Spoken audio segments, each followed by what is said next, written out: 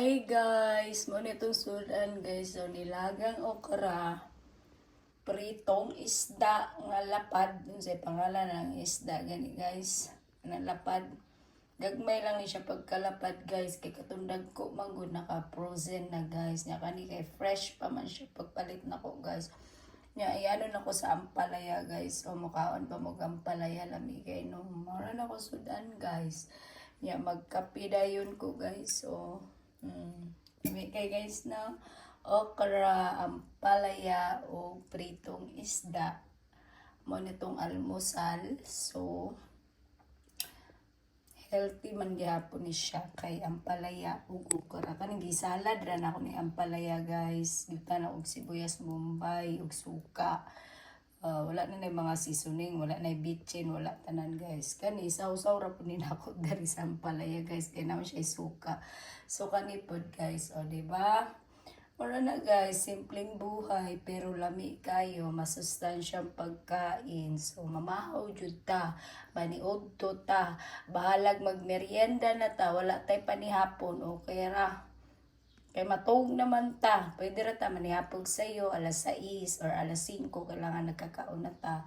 Pagkahuman, tulog tag sa'yo. Iyon, talagang fresh ka, healthy na ka, at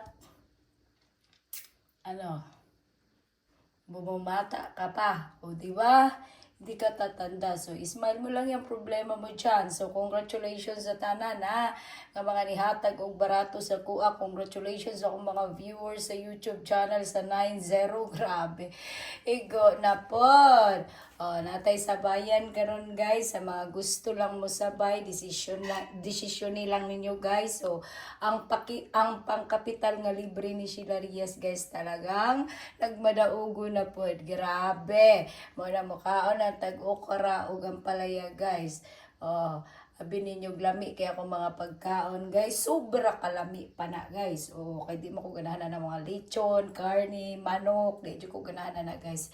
Kani hinoon pritong isda, talong, okra, ayan guys, saluyot.